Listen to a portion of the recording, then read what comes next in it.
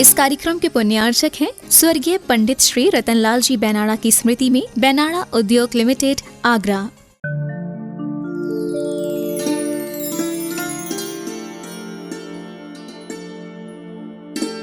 तो कंकरों के अधरों में विशेष स्पंदन है और वचनों में पूर्व की अपेक्षा उष्णता का अभिव्यंजन है। सबके पास मोबाइल रहता है, रिकॉर्डिंग फैसिलिटी रहती है। जब आप गुस्से में बड़बड़ाते हो थोड़ा उसको रिकॉर्डिंग करना सुनना बाद में। गुस्से में जब कुछ कहते हो, शब्द जब आपके मुख से निकलते हैं उसकी रिकॉर्डिंग तो कर सकते हो कि नहीं? अपनी शब्दों की रिकॉर्डिंग कर लेना और फिर शांति से बाद में 1 घंटे बाद सुनने की कोशिश करना। क्या आप ही थे वो जो बोल रहे थे? आपको खुद पर विश्वास नहीं होगा। तब व्यक्ति बदलता है, प्रवचन से नहीं बदलता, हमें ऐसा लगता है ना। क्योंकि प्रवचन तो बहुत सुने होंगे, उत्तम क्षमा धर्म के, मार्दव धर्म के, आर्जव धर्म के, 10 ही धर्मों के प्रवचन सभी लोगों ने बहुत सुने होंगे कि नहीं शिविर में। चौथे काल में तो दिन में 4 बार सभा समरण की सभा लगती थी। सुनो ध्यान से। चतुर्थ काल में जब भगवान का समोसरण लगता था तो उसमें कितने बार उपदेश होता था? दिन में 4 बार, 4 संध्या कालों में। लेकिन पंचम काल का श्रावक इतना पुण्यशाली है कि नॉन स्टॉप 24 घंटा उसके पास फैसिलिटी है। सारे के सारे चैनल्स हैं, 24 घंटा चैनल धार्मिक चलते ही रहते। इतने प्रवचन सुन रहा है, इतने प्रवचन सुन रहा है कि प्रवचन सुनते से ऐसे इंडाइजेशन हो गया। ऐसा नहीं हो गया? ऐसा तो नहीं हो गया? बहुत ज़्यादा ओवर हो गए हम। तो प्रवचन सुन करके तो उसका जीवन बदल नहीं रहा। बदल रहा है? बदला आप लोगों का जीवन? नहीं बदला। वो कैसे बदलेगा? तो जो हम सुन रहे हैं उसे हम प्रैक्टिकली इम्प्लीमेंट करें, तब बदलता है। तो ये जो क्षमा आदि धर्म है, थोड़ा सा हमारा कहना है, प्रैक्टिकल क्षमा धर्म मनाना सीखो, प्रैक्टिकल पर्युषण पर्व करना सीखो। तो इस बार का पर्युषण पर्व का शिविर कैसा होगा? प्रैक्टिकल शिविर होगा। ठीक है, समझ रहे हैं? थियोरेटिकल नहीं होगा। अभी तक के जो भी शिविर होते हैं अथवा जो भी धर्म आप मनाते हैं सब थियोरेटिकल तक रहते हैं। कोशिश करना इस बार हम क्या करेंगे? प्रैक्टिकल 10 धर्म को मनाएंगे, क्योंकि प्रायोगिक जो धर्म होते हैं वो ही कार्यकारी होते हैं। समझ में आ रही है बात कि नहीं आ रही है? तो क्या प्रैक्टिकल करना है आप लोगों को? गुस्से में अपना चेहरा देखना है, अपने होठों को देखना है और अपने शब्दों की रिकॉर्डिंग सुनना है। कर सकते हो? कितने लोग कर लेंगे? यदि आप नहीं कर सकते हैं तो बच्चे को बोल करके रखना, बहू को बोल देना, सासू माँ, और बहू सासू को बोल दे कि मुझे यदि गुस्सा आ जाए तो आपको छूट है, मेरी फोटोग्राफी भी कर लेना, मेरी वीडियोग्राफी भी कर लेना और मेरी सारी रिकॉर्डिंग कर लेना, जस्ट 5 मिनट के लिए। इतनी छोटी सी एक्सरसाइज कर सकते हैं आप सभी लोग। बेटे को बोल के रख लेना, किसी को भी बोल के रखना, घर के किसी फैमिली मेंबर को, क्योंकि गुस्से में तो खुद रिकॉर्डिंग कर ही नहीं पाएगा। क्योंकि जब रिकॉर्डिंग करने बैठ जाएगा तो उसका गुस्सा शांत हो जाएगा, हम बता रहे हैं। बोले कि मुझे रिकॉर्डिंग करना है, मुझे गुस्से में मैं कैसा दिखता हूँ, तो उसका कुछ ना कुछ टेम्पर लो है कम हो जाएगा। तो दूसरे को बोल करके रखना, जब भी मैं लाल पीला आँख बबूला फड़फड़ाने वाला हो जाऊं, बस कृपा करना 5 मिनट की मेरी रिकॉर्डिंग करके मुझे बाद में दिखा देना। कितने लोग कर सकते हैं? हाथ खड़े करो। कोई भी तैयार नहीं है? अच्छा, आता नहीं है। हाँ, तो महावीर भगवान के बाद आप ही का नंबर है क्षमा धर्म में फिर। चलो, तो वचनों में पूर्व की अपेक्षा उष्णता का अभिव्यंजन है। अब देखो वो क्या कहता है कंकर शिल्पी से। गात की हो या जात की एक ही बात है, हम में और माटी में समता सदृशता है। वी सदृशता तो दिखती नहीं, तुम्हें दिखती है क्या शिल्पी जी? तुम्हारी आँखों की शल्य चिकित्सा हुई है क्या? और रही वर्ण की बात, वर्णों से वर्णन क्या करें, वह भी समान है हम दोनों में। जो सामने हैं कृष्ण जी का कृष्ण वर्ण है, कृष्य वर्ण नहीं। ले सुनते हो क्या नहीं? थोड़ा सा उग्र होकर के वो बोलना। कर्ण तो ठीक हैं तुम्हारे, फिर वर्ण शंकर की चर्चा कौन करे। समवर्ण शंकर की अर्चा मौन करें हम, और कंकर मौन हो जाते हैं। अब उसने सारा गुस्सा उतार दिया। कंकरों ने सारा गुस्सा जो जो उसके भीतर भरा हुआ था, उसने अपने शब्दों के माध्यम से एक्सप्रेस कर दिया, अभिव्यक्त कर दिया। यहाँ पे शब्द आया था ना, उष्णता का अभिव्यंजन है। वचनों में पूर्व की अपेक्षा उष्णता का अभिव्यंजन। अभिव्यंजन से मतलब एक्सप्रेस करना, अभिव्यक्त करना, प्रकट करना। थोड़ा शब्द साहित्यिक है, अभिव्यंजन हो सकता है आपको समझ में ना आए, लेकिन इजी उसका मतलब है प्रकट करना, एक्सप्रेस करना। तो गात की हो या जात की, एक ही बात है। गात का अर्थ होता है गात्र यानी शरीर, बॉडी, शरीर। गात की हो या जात की, एक ही बात है।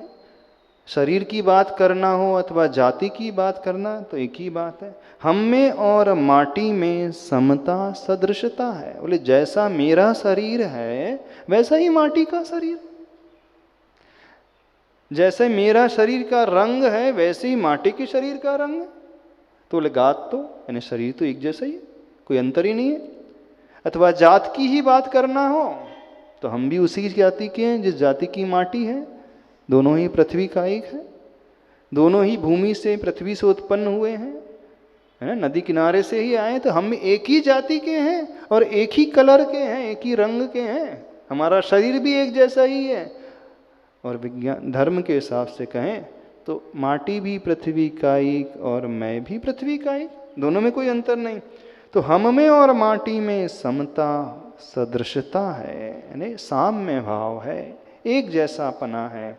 सदृशता यानी कोई डिफरेंस नहीं है। विसदृशता तो दिखती नहीं, विपरीतपना तो नजर हमें तो आ नहीं रहा। तुम्हें दिखती है क्या शिल्पी जी?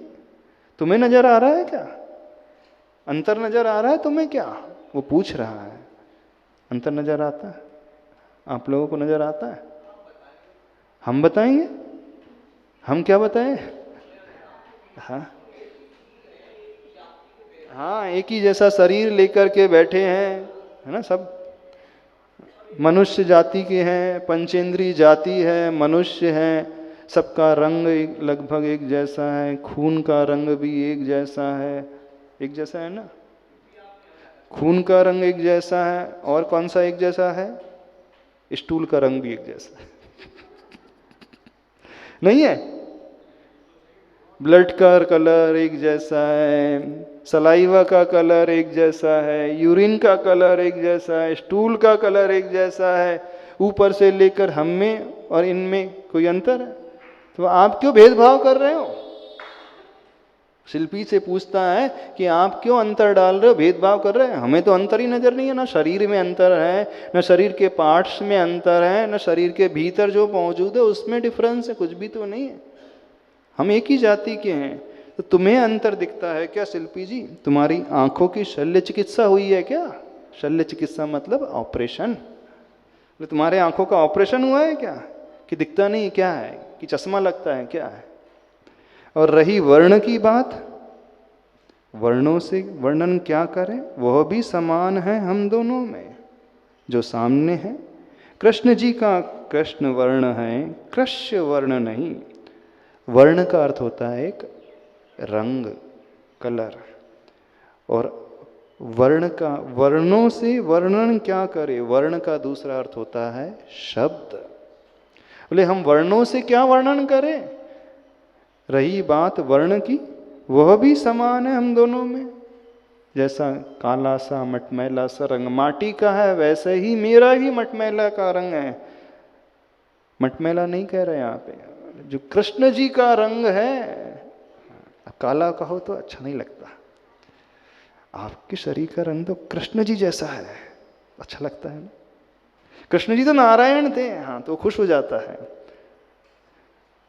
काला कहो ये तो बहुत काला है, बहुत सांवला है, तो बुरा लगता है ना, हर्ट होता है। और कोई आपसे कहे आप तो नारायण के रंग को लिए हुए हैं, कृष्ण जी के रंग को लिए हुए हैं, तो खुश हो जाता है, नहीं हो जाता खुश?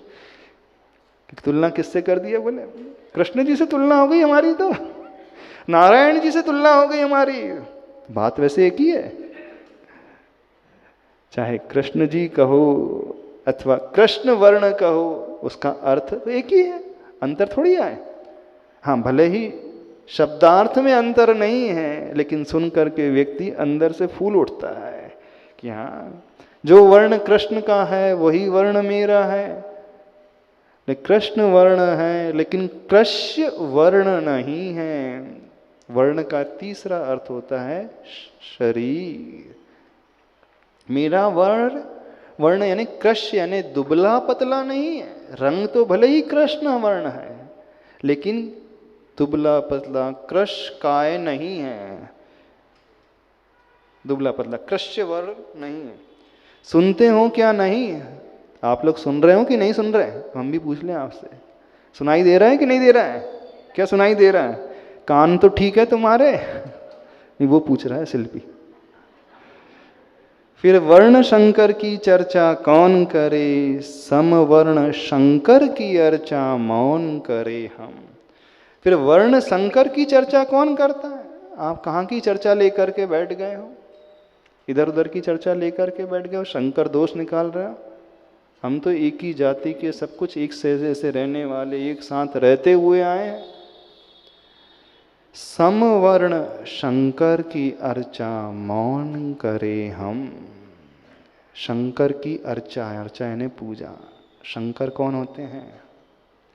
शम करोति इति शंकर। शम का अर्थ होता है जो आनंद को पैदा करता है, सुख को पैदा करता है, वह शंकर कहलाता है। मौन पूर्वक समवर्ण शंकर की अर्चा मौन करें हम। आनंद कहाँ से पैदा होता है जानते हो? जब हम समता के भाव को लिए हुए होते हैं। समता यानी साम्य भाव। समस्त कषाय, समस्त राग, समस्त द्वेष, समस्त संकल्प विकल्प जहाँ शांत हो गए हैं, जहाँ समता का भाव होता है, वहीं शंकर की उपासना होती है, शंकर की अर्चा होती है। ये पूजा वाली अर्चा नहीं बात कर रहे, नहलाने वाली या स्नान वाली, अभिषेक वाली अर्चा की नहीं खेल रहे हैं। समवर्ण यानी वर्ण मतलब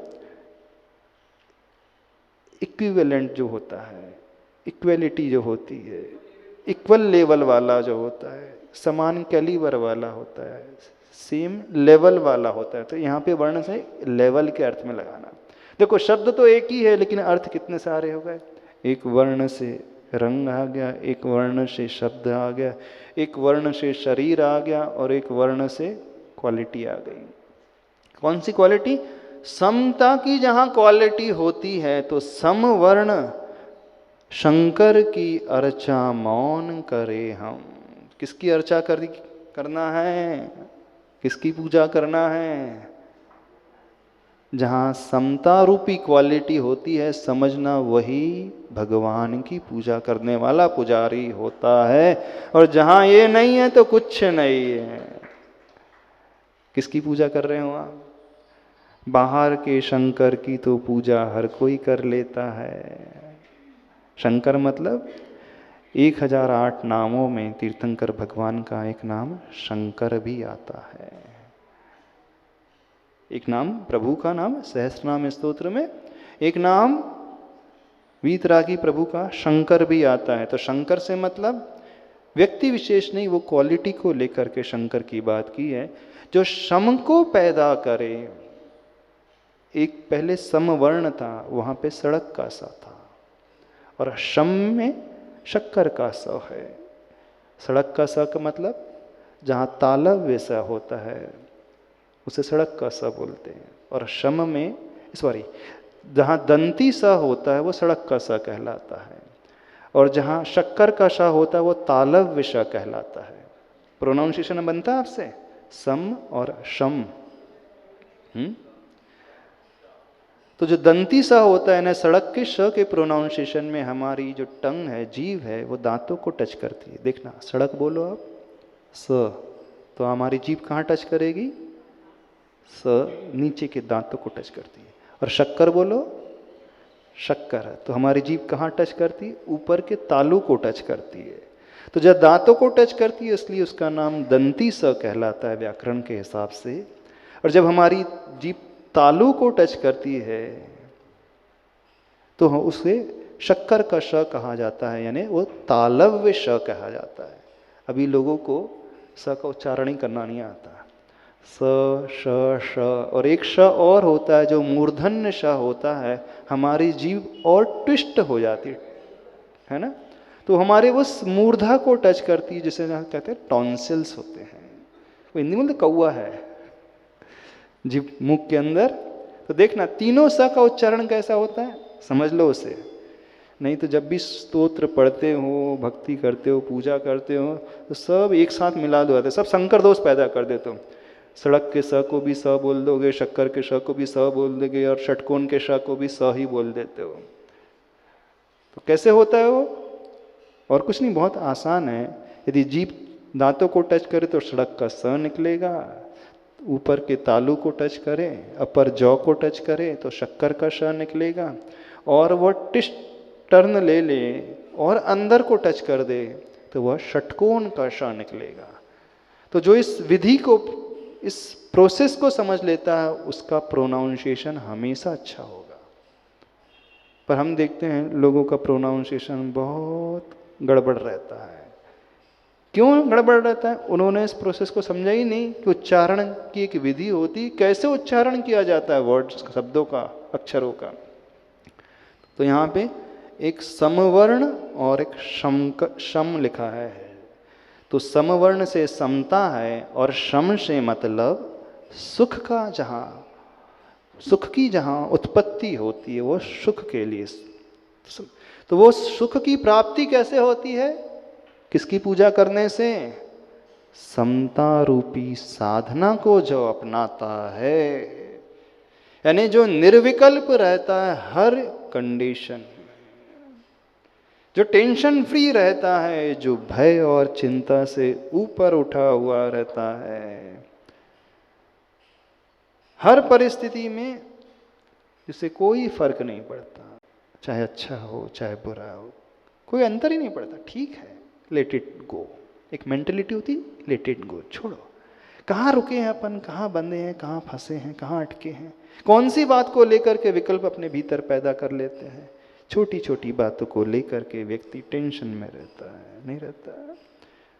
छोटी छोटी बातों को लेकर के व्यक्ति को इतने विकल्प हो जाते हैं कि वो स्ट्रेस में पहुंच जाता है और डिप्रेशन में पहुंच जाता है कि नहीं? तो कैसे उससे ऊपर उठेगा? बस समता की साधना, और वही समता की साधना तो है शंकर की अर्चा है, प्रभु की, तीर्थंकर की पूजा है। तो वह कंकर कह रहा है कि समवर्ण शंकर की अर्चा मौन करें हम, और कंकर मौन हो जाते हैं। अपना उत्तर देकर के अब वे कंकर जो है शांत हो जाते हैं। बड़े तेजी से उसने उत्तर दिया था कंकर ने। इस पर भी शिल्पी का भाव, पेज नंबर 47, इस पर भी शिल्पी का भाव ताव नहीं पकड़ता, जरा सा भी धरा सा ही सहज साम्य भाव प्रस्तुत होता है उससे। इसके भाव समझ में आए? कठिन तो नहीं लग रहा? सामने वाला भले ही कितनी भी तेजी से क्यों नहीं बोल रहा है, लेकिन शिल्पी एकदम नॉर्मल है। कुछ लोग होते हैं जिनको ज़्यादा फर्क नहीं पड़ता, आप बड़बड़ाते रहो, चिल्लाते रहो, गाली देते रहो, उनको ज़्यादा अंतर पड़ता ही नहीं। ऐसा नहीं कि वो डब्बू हैं राजेश जी, ऐसा नहीं कि वो डब्बू हैं। एक विशेष क्वालिटी होती है साधना की, जो अपने को कंट्रोल में रखता है, वो कायर नहीं होता है। समता रखने वाला कायर नहीं होता है, भले ही आप कितना भी कहते रहो। एक पुरुषार्थ है, विशेष साधना होती है, जो विपरीत परिस्थिति को भी बहुत नॉर्मल तरीके से हल्के में ग्रहण कर लेता है।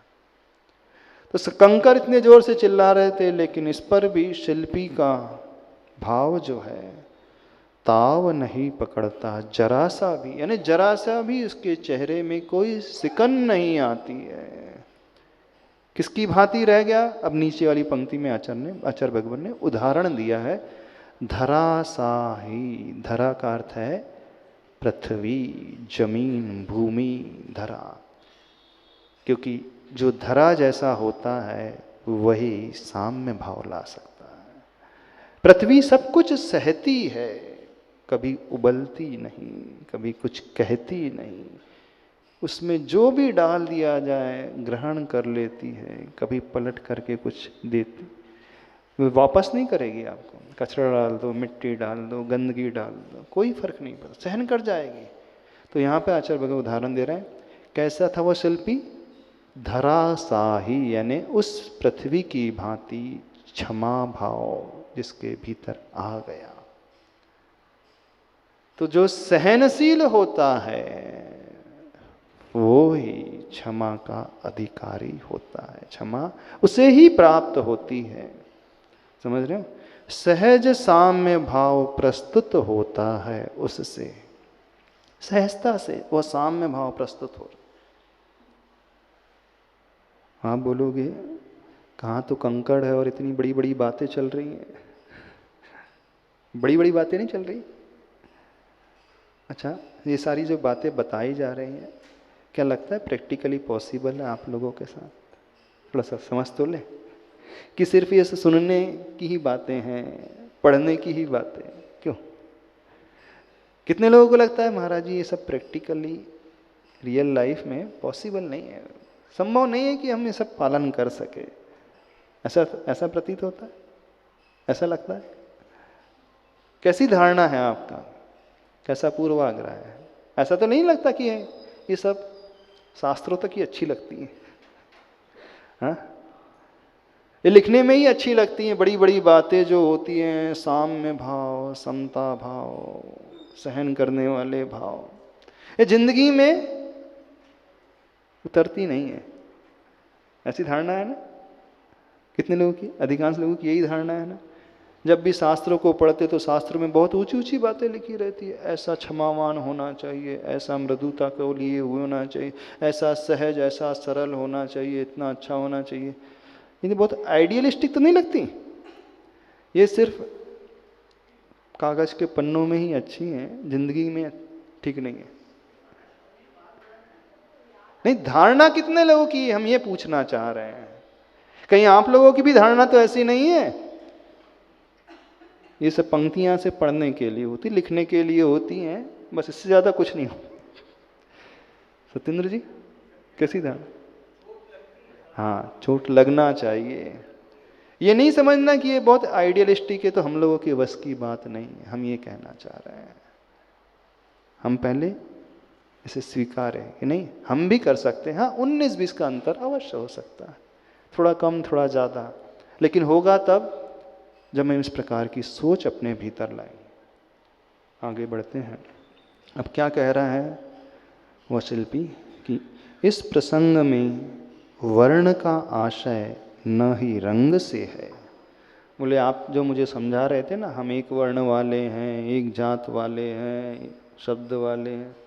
अब सुनो, इस प्रसंग में वर्ण का आशय न ही रंग से है न ही अंग से है, वरन चाल चरण ढंग से है। अब एक नया ही अर्थ आचार्य भगवान लेकर के आए, बड़ा गजब का अर्थ लेकर के आचार्य भगवान। हाँ, एक अलग ही अर्थ, गहराई को लिए हुए अर्थ आचार्य भगवान लेकर के आए। बोले वर्ण का अर्थ होता है तो स्पर्श रस गंध वर्ण वाला, मतलब जो रंग हमें दिखता है। वर्ण का अर्थ होता है शरीर, अंग वर्ण का अर्थ होता है शब्द, वर्ण का अर्थ होता है वो क्वालिटी। बोले इस प्रसंग में वर्ण का आशय न ही रंग से है न ही अंग से है, वरण अपितु चाल चरण ढंग से है।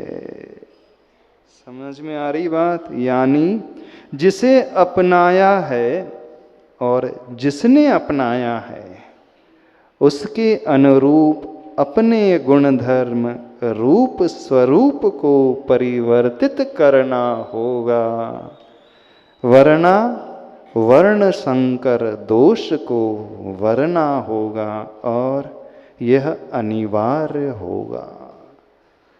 बहुत सुंदर बात आचार्य भगवान का। क्या चिंतन है आचार्य भगवान का। जब इस चिंतन को पढ़ते हैं तो लगता है कि देखो कितनी गहराई में आचार्य भगवान पहुंच जाते हैं। अपन तो सोच भी नहीं पाते, शब्दों में अटक करके रह जाएंगे ना?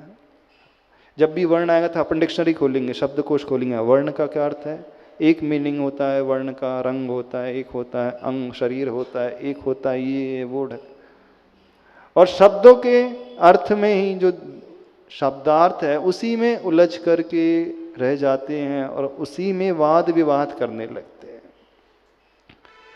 शब्दानाम अनेक अर्थ, शब्दों के अनेक अर्थ होते, शब्द भले ही एक हो,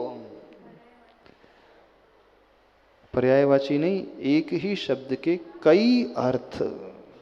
पर्यायवाची तो अर्थ एक है लेकिन शब्द भिन्न है। अब यहां कहा जा रहा शब्द एक है लेकिन अर्थ कई निकल सकते हैं। जीवन में लड़ाइयाँ तभी होती हैं जब हम शब्द के एक ही अर्थ को लेकर के बैठ जाते हैं। समझना इस बात को, अड़ जाते हैं, अटक जाते हैं। हम दूसरे अर्थ को ग्रहण करना ही नहीं चाहते, दूसरे की बात को हम समझना चाहते ही नहीं। हमने जो धारणा बना करके रखी है हम उसी अर्थ को लेकर के चलते हैं, लेकिन सामने वाले का अभिप्राय तो एकदम डिफरेंट है, टोटली डिफरेंट है। शब्द का सिलेक्शन भले ही वह हो लेकिन अर्थ और भाव तो अलग ही है। जब भी विसंवाद होता है, आपसी में वाद विवाद होता है, लड़ाइयाँ होती हैं, इधर उधर के शब्दों का आदान प्रदान होता है, वो तभी होता है जब वो एक ही अर्थ को पकड़ करके बैठ जाता है। समझ रहे हो नहीं समझ रहे हैं? क्या कह रहे हैं आचार्य भगवान? तो यहां पर चाल चरण ढंग से है, यानी चाल चरण मतलब कैरेक्टर। आप बोलते ना इसका चाल चलन कैसा है, ऐसे बोलते ना, हिंदी में उसे चाल चलन बोल देते हैं, वैसे वो है चाल चरण। कैसे वो चलता है, यानी इसका आचरण कैसा है। तो यहाँ वर्ण से आचरण के अर्थ में, भाव में अर्थ निकालना, कैरेक्टर के रूप में अर्थ निकालना। तो बोले जिसे अपनाया है और जिसने अपनाया है उसके अनुरूप अपने गुणधर्म रूप स्वरूप को परिवर्तित करना होगा, तभी गाड़ी ठीक चलती है, अन्यथा बैठ जाती है ना। आप जिसे अपनाते हो, अपनाते हो कि नहीं, जीवन में कई मोड़ आते हैं, नए नए लोगों को अपनाना पड़ता है। जिसने अपनाया है, जो व्यक्ति अपनाने वाला होता है, उसके अनुरूप अपने गुण धर्म रूप स्वरूप को परिवर्तित करना होगा। अब जो इस विधि को समझ ले उसकी जिंदगी बहुत सुंदर बन जाए, और जो इसे नहीं समझेगा हमेशा खींचातानी चलते रहे लाइफ में। जो अपना रहा है और जिसे अपनाया जा रहा है, दोनों एक दूसरे के गुणधर्म नहीं समझते, क्वालिटीज नहीं समझते। तो हमें समझ करके उसके अनुरूप ढलना होगा। हाँ, जिसे अपनाया और जिसने अपनाया है उसके अनुरूप जो अपना रहा है, हमें अपनाने वाला बड़ा माना जाता है। जिसे अपनाया जा रहा है वो छोटा है। अब बहू है घर में और सासू है, अब सासू तो अपनाएगी ना बहू को। हाँ? सासू बहू को अपनाएगी कि नहीं? अरे घर में लेकर के आएगी, अभी तक थी नहीं, वो लड़की थी पर घर में, अब नए घर में आ गई है। हाँ, बहू क्या करेगी मतलब वो पति जो है उस पत्नी को अपना रहा है, सासू जो है बहू को अपना रही है। तो अपने को गुणधर्म और रूप स्वरूप को परिवर्तित करना होगा, उसके अनुरूप ढालना होगा। जैसे ही हम ढालना सीख जाते हैं आपसी सामंजस्य बैठ जाता है। अब बहू कहें तो यह यानी कि हम हमेशा सासू के रूप ही ढलते रहे क्या? नहीं, जब वो बहू के एंगल से सासू देखेगी तो उसको भी उस रूप में ढलना होगा ना, दोनों को एक दूसरे रूप में ढलना होगा, एक दूसरे के व्यवहार को समझना होगा, एक दूसरे के तौर तरीके को जानना होगा, एक दूसरे की क्षमता को पहचानना होगा, उसकी उम्र आदि को समझ करके, उसके वातावरण को, उसकी सराउंडिंग को देख करके ढलना होगा, परिवर्तित करना होगा, तब तो सब ठीक होगा। अन्यथा क्या हो जाएगा? अब देखो आगे कहा जा रहा है, पेज नंबर 48, वरना वर्ण संकर दोष को वरना, यदि आप नहीं बदल रहे हैं तो फिर वर्ण संकर दोष को वारण ही करना पड़ेगा, यानी अलग ही करना पड़ेगा। तो फिर अलग ही हो जाती है, बहू अलग हो जाती है और सासू माँ अलग हो जाती है, बेटा अलग हो जाता है, पिता अलग हो जाते हैं, भाई अलग हो जाता है, दूसरा भाई अलग हो जाता है। वो एक दूसरे का वारण करने लगते हैं। और अलग कब नहीं होते हैं? जब एक दूसरे के अनुरूप गुणधर्म को समझ करके अपने रूप को परिवर्तित कर लेते हैं, तो वहाँ मिलकर के रहा जाता है, वहाँ ज्वाइंट फैमिली होती है। नहीं है तो न्यूक्लियर फैमिली हो जाएगी। आजकल कोई मिलना नहीं चाहता, मैं क्या कम हूँ, मैं क्यों ढलूँ उसके अनुसार। वो बोलती मैं क्या कम हूँ, मैं क्यों ढलूँ। दोनों झुकना नहीं चाहते, नहीं चाहते ना, सबके साथ ऐसी है ना, कोई नहीं झुकना चाहता। वो बोलते कोई नहीं झुकना चाहता, ना हम झुकना चाहते ना वो झुकना। हाँ, कोई किसी के अनुसार मिलना ही नहीं चाहता, ना उसे समझना चाहता है, ना उसके अनुसार वो कोशिश करता है। और ऐसा नहीं होगा तो फिर क्या होगा? आचार्य संकर दोष का वारण करना था मुझे, सॉरी पेज नंबर 48 में, वरना वर्ण संकर दोष को वरना होगा, वर्ण करना होगा। समझ रहे हो नहीं? वरना वर्ण संकर दोष को वरना होगा। अब यहाँ पे पहले वरना का अर्थ था अन्यथा अथवा। यदि हम वो नहीं करेंगे, मिलेंगे नहीं, परिवर्तित नहीं करेंगे एक दूसरे के रूप को, स्वरूप को समझ करके, तो क्या होगा? वर्ण संकर दोष को वरना होगा, यानी ग्रहण करना होगा। स्वयंवर होता है कि नहीं? हाँ, यहाँ पे भी वरना के दो अर्थ हैं, वरना अथवा, और वरना नीचे वाले वरना का अर्थ है ग्रहण करना, एक्सेप्ट करना, स्वीकारना। जैसे आप बोलते हैं ना स्वयंवर, ग्रहण कर रहे हैं, एक्सेप्ट कर रहे हैं, वर्ण कर रहे हैं उसको। समझ रहे हो आचार्य भगवान की शैली? हाँ, क्या चमत्कार है, एक ही शब्द को कितने ढंग से आचार्य भगवान प्रयोग में ला रहे हैं। शब्द एक ही है, जिसके भीतर ये कला होती है समझना, वो बहुत तीक्ष्ण बुद्धि वाला माना जाता है। बहुत तीक्ष्ण बुद्धि है उस व्यक्ति की, हर एक व्यक्ति नहीं कर सकता। दुनिया में बहुत सारे लोग होते हैं, बहुत बड़े बड़े राइटर होते हैं, लेकिन सबके भीतर एक कला नहीं होती। वो एक शब्द को ना जाने कितने ढंग से उपयोग में ला सकता है। इस कारण आचार्य भगवान को एक बात आचार्य भगवान के बारे में कहा जाता है, वो शब्दों के जादूगर हैं। एक उपाधि है आचार्य भगवान की, वो शब्दों के खिलाड़ी हैं, शब्दों के जादूगर हैं। वो शब्दों को नचाना जानते हैं, घुमाना जानते हैं, अर्थ निकालना जानते हैं।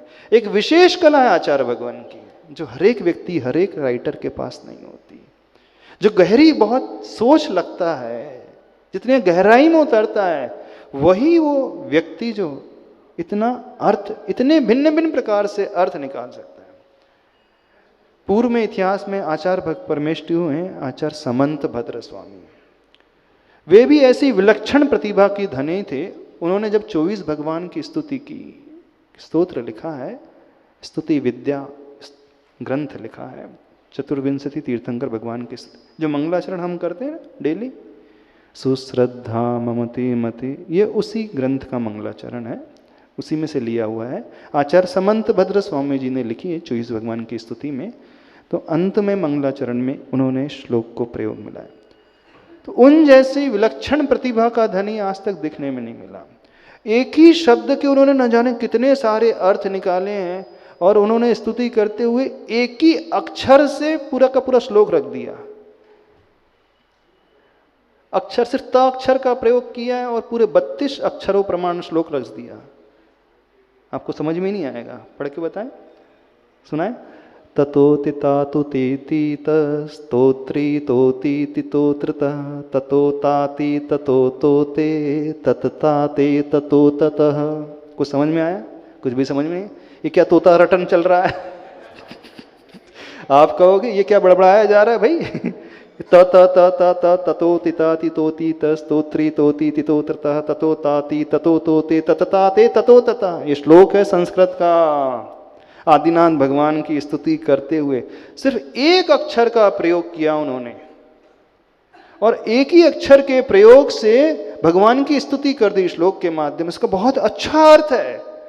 वे प्रभु आदिनाथ भगवान, आप बहुत विस्तार को लिए हुए, आपका ज्ञान बहुत फैला हुआ है, आप ऐसे हैं ऐसे, बहुत डिटेल में अर्थ है। यानी उनकी प्रतिभा बहुत विलक्षण प्रतिभा थी। आज से लगभग 2000 वर्ष पूर्व वो भी शब्दों के जादूगर माने जाते थे। स्तुति करना यदि किसी ने सिखाया तो आचार्य समंत भद्र स्वामी जी ने। जब आचार्य भगवान के हम आचार्य गुरुदेव विद्यासागर महाराज जी के साहित्य को देखते हैं, आचार्य भगवान ने हिंदी के उन शब्दों का जो डे टू डे लाइफ में अपन यूज करते हैं, दैनंदिन प्रयोग करते हैं, उन्हीं शब्दों को इतने अच्छे तरीके से उपयोग में लाया कि एक ही शब्द के कई अर्थ निकाल दिए। तो वर्णा वर्ण शंकर दोष को वर्णा होगा। इस कारण आचार्य भगवान भी उसी कैलिबर के हैं, वैसी ही हस्ती हैं। समझ रहे हो कि नहीं? इस पंचम काल में ऐसे प्रतिकूल वातावरण में हमें इतने महान आचार्य परमेष्टि मिले, इतने महान गुरु मिल गए, जो शब्दों के साथ साथ अध्यात्म के पुरोधा, अध्यात्म के बड़े बड़े कार्य करने वाले, साधना करने वाले, डूबे रहने वाले, आत्म ध्यान में ही सब कुछ सर्वांगीण रूप से सब क्षेत्र में वर्सटाइल पर्सनालिटी जैसे बोलते हैं ना, वैसे। अच्छा, वो पूछ रहे हैं आचार्य भगवान इतनी कम लौकिक शिक्षा के पश्चात भी कैसे इतने बड़े ज्ञानी हो गए, इतनी बड़ी ऊंचाइयों को छू लिया? यही तो कहा जा रहा है, प्रतिभा कभी भी डिग्री की मोहताज नहीं होती है। समझना, प्रतिभा कभी भी बाहरी सुविधाओं की मोहताज नहीं होती है। जब बाहर के शब्द ज्ञान होंगे, बाहर में हम अध्ययन करेंगे, तब हमारी प्रतिभा निखर के आएगी, ऐसे नहीं। वे तो विलक्षण स्पेशल कुछ ऐसी प्रतिभा के धनी हैं जो युगों युगों में कोई ऐसा विरला व्यक्तित्व होता है। जैसे वे आचार्य समंत भद्र स्वामी थे, उसी कैटेगरी, उसी श्रेणी में आचार्य गुरु और विद्यासागर महाराज है। जब आचार्य भगवान के इस मूक माटी महाकाव्य को देखते हैं तो हम लोगों की श्रद्धा तो और बढ़ जाती है। धन्य है गुरुवर आपकी लेखन शैली, धन्य है आपकी चिंतन शैली, धन्य है आपकी तीक्ष्ण बुद्धि। क्या गजब आपने इसका प्रयोग अपनी बुद्धि का, अपने ज्ञान का धर्म के लिए किया। समझ रहे हो नहीं? हाँ, बस इतना ही रखते समय। हाँ, दूसरा वर्ण है, इन्हें वर्ण करना होगा ना, एक्सेप्ट करना होगा। नहीं, संकर दोष को हाँ वैसा भी लग सकते हैं, संकर दोष को वर्ण, हाँ दूसरा भी ले सकते हैं। बहुत अच्छा निकाला कि उसके दूर करना होगा, जो दोष उसमें मिल गया था वो दूर करना होगा। अथवा वो संकर है, उसको यदि हम ऐसा नहीं करेंगे तो संकर दोष आ जाएगा, उपस्थित हो जाएगा। यदि हम तुमको अलग नहीं करेंगे कंकड़ों, तो फिर हमको वरना संकर दोष को वरण करना पड़ेगा, यानी वो स्वीकार करना पड़ेगा। हाँ, आज इतना ही रखते हैं, टाइम हो गया। हाँ, और ये अनिवार्य होगा, यानी आपको दूर करना ये कंपलसरी है, अनिवार्य है। इतना ही रखते हैं, समय हो गया है। बोलिए आचार्य परमेष्टि गुरुदेव श्री विद्यासागर जी महाराज की।